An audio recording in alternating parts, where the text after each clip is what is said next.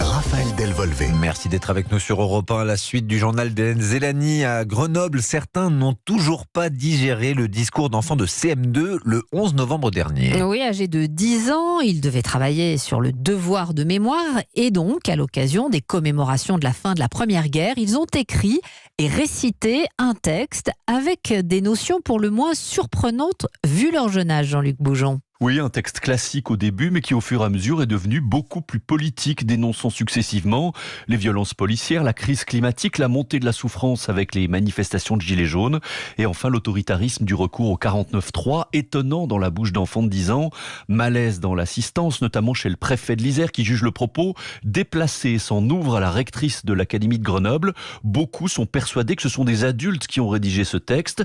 Non, répondent ces deux élèves participantes, même si elles reconnaissent qu'il y a eu de l'aide. Écoutez. Elle nous a donné des bases, notre maîtresse, et à partir de ça, on a inventé le discours. C'est vous qui l'avez écrit? Oui. Les passages sur les gilets jaunes, sur l'utilisation du 49.3, les violences policières, c'est vous qui avez trouvé? C'est la maîtresse qui vous a suggéré? C'est les collégiens, ils nous ont un peu aidés à trouver, mais sinon c'est les enfants et un peu la maîtresse. Ça a été relu? Oui, ça a été relu. Quelqu'un a validé nos textes. Beaucoup de parents d'élèves, à l'image de ce papa, ne trouvent rien non plus à redire. C'est pas si grave que ça. C'est quand même des événements qui se passent en France. Même les petits, maintenant, ils sont intelligents. Ça veut dire qu'ils participent, ils sont au courant de ce qui se passe. Le rectorat de Grenoble a toutefois ouvert une instruction pour tenter d'établir la chaîne de responsabilité.